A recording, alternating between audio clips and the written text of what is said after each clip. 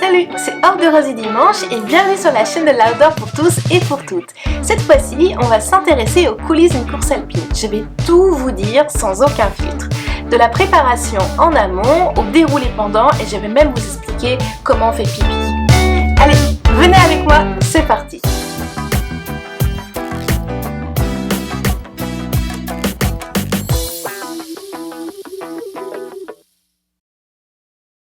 J'espère que vous allez bien. Sur cette chaîne, vous trouverez mes expériences de débutante en outdoor. Si vous voulez vous lancer, bien sûr, contactez des professionnels de la montagne. Donc aujourd'hui, pour continuer de vous emmener à la découverte de l'alpinisme, je vous emmène côté coulisses. Alors côté coulisses, on a pas mal de matériel que je vais vous présenter après. Pas mal de matos, donc de la préparation amont, bien évidemment. Ça sortent un peu partout, baudrier, enfin plein de choses. Pendant, je vais aussi vous expliquer tout ce que vous n'aurez jamais osé demander autrement. Et si vous n'avez pas vu la vidéo de la semaine dernière où je vous présente 2 courses d'initiation faciles, eh bien vous pouvez les trouver ici. En tout cas, à la fin de cette vidéo, en plus de savoir tout ce qu'on n'a jamais osé vous dire sur l'alpinisme, eh bien vous pourrez vous y mettre vous aussi.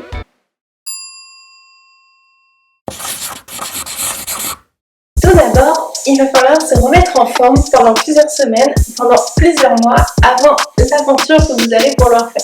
Que ce soit du alchimité, du vélo, de la course à pied, eh bien, il va falloir travailler votre cardio. Donc là, on vient de faire la côte de Versailles et 10 km, il ne reste plus qu'1 kilomètre et tout ça, c'est terminé. Bien sûr, cela va de pair avec une alimentation saine et équilibrée. En effet, quand on parle de course alpine, on parle de grosses journées de marche, entre 6 et 12 heures, avec un sac à dos qui est lourd, des côtes énormes, et tout ça en altitude, en général plus de 3000 mètres. On parle donc d'un effort soutenu, dans la durée, et avec moins d'oxygène. En gros, c'est comme si vous étiez à déménager en pote, mais en cauchemar. Vous portez des cartons de plus de 10 kg, vous avez un escalier sans fin, que vous montez pendant des heures, et des heures sans pouvoir faire de pause.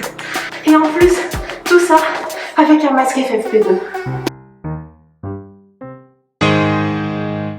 Pour le choix de la course, vous devez d'abord être motivé par l'endroit que vous allez visiter. Par exemple, ce qui me motive pendant l'effort, ce sont les marches nocturnes méditatives dans le silence, puis le spectacle grandiose du lever du soleil sur les sommets. Et puis, la sensation d'avoir gravi quelque chose. Arriver là-haut, au-dessus des nuages, en dehors du temps et des hommes. Et vous devez aussi vous assurer que vous avez le niveau technique et physique nécessaire avant, car ne l'oublions pas, l'alpinisme reste un sport dangereux.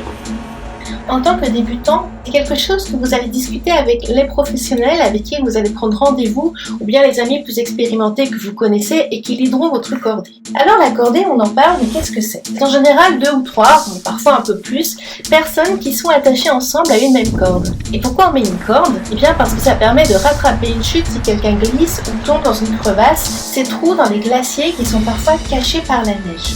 En tout cas, retenez que vous ne devez jamais partir sans une personne expérimentée. Et si vous ne savez pas où commencer, eh bien choisissez une région qui vous plaît, où il y a des montagnes, et contactez le bureau des guides locaux.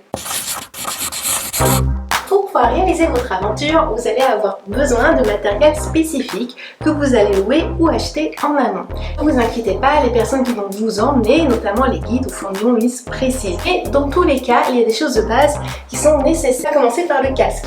La sécurité d'abord, eh bien vous allez avoir besoin d'un casque homologué pour l'alpinisme. Et puis bien évidemment, les chaussures. Donc les chaussures, ça va être des chaussures spéciales qui sont ce qu'on appelle cramponnables. Donc elles vont vous permettre de mettre sur elles des crampons qui sont les petites pointes suivantes et qui vont vous permettre de ne pas glisser sur la glace. Ensuite, pour ne pas glisser sur la glace, on a aussi besoin d'un piolet. Il y a un bout pointu ici et un bout pointu ici, il vous permettra de vous accrocher à la glace et là aussi de ne pas glisser. Ils utilisent en complément de bâtons de marche classique de randonnée d'ailleurs. Et puis, pour la nuit en refuge, vous allez avoir besoin d'un sac de couchage éventuellement. Et si le refuge fournit les couvertures, eh bien un sac à viande, des petits draps transportables suffiront pour aller dormir. Et puis pour mettre tout ça, eh bien vous allez avoir besoin d'un sac spécial.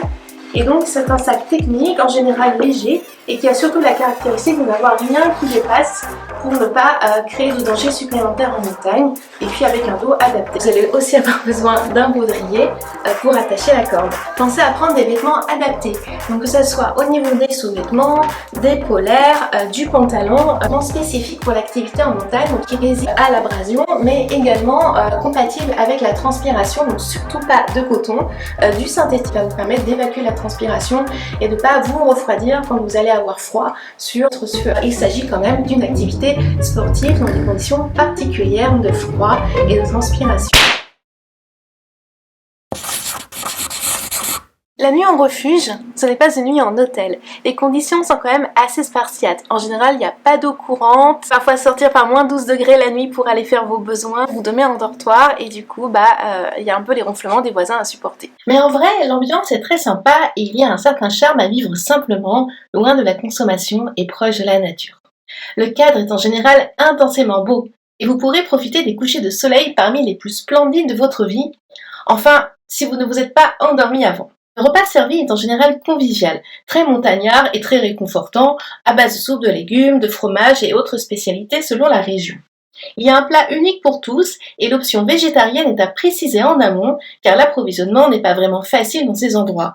Il est souvent fait par hélicoptère à jour fixe. De même pour les déchets, chacun redescend sa poubelle avec lui dans son sac. Le matin, les départs des différentes courses ne se font pas aux mêmes heures selon les conditions de terrain. Il faut que la neige ait gelé la nuit et reste relativement dure tout le long de la course, sinon ça devient dangereux. Au check-in, les gardiens du refuge vous indiqueront l'heure idéale de votre départ. Pour se réveiller, vu que vos voisins dorment probablement encore, ce qui est cool, c'est de ne pas mettre son réveil fort et surtout d'utiliser une frontale ici, qui a un mode rouge. Ça permet de s'habiller sans aveugler tout le dortoir. Alors, au fur et à mesure que je vous parle, le tonnerre éclate, il y a des éclairs, la lumière décline, donc si la vidéo devient de plus en plus sombre et que vous entendez des bruits bizarres, c'est juste qu'il y a un gros orage dehors. Mais sinon, une fois qu'on a fini tout ça, eh bien, on prend ses petites affaires au vestiaire, par exemple là, les crampons, on refait son sac, on emmène ses déchets bien sûr car on ne les laisse pas au refuge et on y go. Donc comme vous entendez peut-être les bruits du tonnerre, j'ai allumé la lumière parce que là on voit vraiment plus rien. Donc maintenant on va aborder les points délicats, c'est-à-dire comment manger, comment ne pas se refroidir et la question que vous attendez tous, comment aller faire ces petites pauses toilettes. Déjà, il est possible que vous vous réveillez le matin avec un mal de crâne, auquel cas le paracétamol et le café seront vos meilleurs amis de la journée. Pour éviter cette conséquence de l'altitude, il est conseillé d'éviter l'alcool, les somnifères et d'essayer de bien dormir le soir. Et bien évidemment de s'acclimater une nuit avant en vallée, un peu en altitude quand même. Rappelez-vous que même en plein été, il peut faire très froid en altitude avec des ressentis allant jusqu'à -20. En plus, la plupart du temps, il n'est pas vraiment possible de s'arrêter faire de pause suffisante pour manger. À ces températures, on se refroidit très vite si on ne bouge pas. En plus, vous avez des gros gants avec lesquels c'est pas vraiment facile de manipuler les objets. Et si vous les enlevez, si vous êtes frileuse comme moi, en 2 secondes, vous avez les doigts qui brûlent de froid. Du coup, le conseil, c'est, si possible, de se remplir un thermos de thé bien chaud le matin au refuge pour arriver à avaler quelques gorgées à chaque micro-pause. C'est plus facile que de boire de l'eau froide. Et puis, de grignoter par la même occasion un petit bout de barre énergétique ou des fruits secs. Par contre, évitez les pruneaux. Moi, ce que je fais en général, c'est que je prends des barres d'amandes parfumées au cranberry, à la banane, ou alors je prends des fruits secs, de la papaye ou du gingembre séché. Ça me donne un bon coup de boost pour continuer. Pendant que vous marchez, vous avez la plupart du temps les 2 mains prises. Une par le piolet, l'autre par le bâton de marche, et en plus vous avez intérêt à être ultra concentré sur vos pas. Et il y a la corde qui vous tire devant, et vous devez la maintenir tendue tout le temps. Le sol est irrégulier, glissant, instable, vos pieds pèsent très lourd avec les crampons et les chaussures rigides. Bref, c'est pas souvent le bon moment pour sortir un truc de son sac. Mais si j'ai envie de faire pipi, ou autre, qu'est-ce que je fais? Eh bien, déjà, pour des raisons de sécurité, n'enlevez pas la corde pour aller faire vos besoins si vous étiez encordé. En général, vous attendez d'arriver dans un endroit où on peut se désencorder et faire une petite pause. Ça peut prendre quelques heures, donc le mieux c'est bien sûr de s'hydrater, mais de ne pas trop boire non plus. Pour les filles, je conseille d'attendre d'arriver en particulier dans des endroits avec des rochers qui vous protègent de la vue des autres, pour ne pas prendre de risque de vous enfoncer dans la neige en voulant vous mettre trop à l'écart. Une fois, on a dû me sortir d'un trou en creusant parce que je m'étais enfoncée jusqu'à la taille. La pratique gentille, c'est de recouvrir ce que l'on a fait de neige pour ne pas dégrader l'endroit. Fun fact, L'urine chaude fait fondre la neige et dégage un peu de fumée. Vous êtes presque une licorne en montagne. Pendant la marche, la fatigue va s'accumuler. La montée de la veille, l'effort physique, la courte nuit, l'air sec, l'altitude, les poumons peuvent finir par vous brûler et vos jambes se transformer en coton tremblant. Oui, ça veut rien dire, mais vous voyez. Bref, c'est maintenant que vous allez découvrir si votre entraînement était suffisant ou pas. Je pense que la meilleure stratégie pour gérer cela, c'est de ne pas partir trop vite et de ne pas attendre d'avoir faim ou soif pour se ravitailler aux mini-pauses. Le froid coupe la faim et la soif.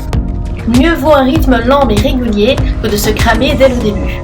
Ça permet aussi de mieux gérer les barrières horaires. Et rappelons-nous que le sommeil n'est en général que la moitié du chemin. Je pense que pour accompagner l'effort, c'est important de gérer ses couches de vêtements. C'est important de commencer léger et puis d'avoir à portée de main de quoi se réchauffer en cas de besoin. Par exemple, je commence souvent en t-shirt et en coupe-vent, éventuellement avec une couche de polaire s'il fait froid, car je sais que je vais beaucoup transpirer en montant. Mais j'ai un bonnet sous mon casque et une ou deux doudounes accessibles rapidement si je sens que je me refroidis ou pour la descente. C'est toute une logistique. Aujourd'hui, nous avons vu que pour se lancer dans une course, il était important de se préparer en amont. Physiquement, mentalement, matériellement et bien évidemment en s'entourant de personnes compétentes pour vous aider à la réaliser avant et pendant. Pendant la course, les éléments à surmonter pourront survenir sur divers plans liés au manque de confort, de sommeil, au froid, à l'altitude et aux difficultés physiques et techniques de la course elle-même.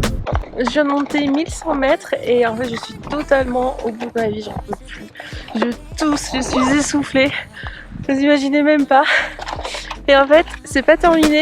Mais l'expérience est réellement initiatique et vous poussera à vous dépasser comme elle m'a transformée. Si vous souhaitez que j'aborde plus en détail un des points mentionnés dans cette vidéo, faites-le moi savoir dans les commentaires. N'hésitez pas à m'encourager si vous voulez que je poursuive ces aventures de vous parler de montagne, que ce soit de matos, de sorties, de techniques, de tout ce que vous voulez. Eh bien, mettez-moi des likes, des commentaires, abonnez-vous et parlez-en autour de vous. Je vous remercie pour votre soutien. N'hésitez pas à me retrouver sur Facebook et sur Instagram. Et puis d'ici là, on reste en contact avec les commentaires. Salut!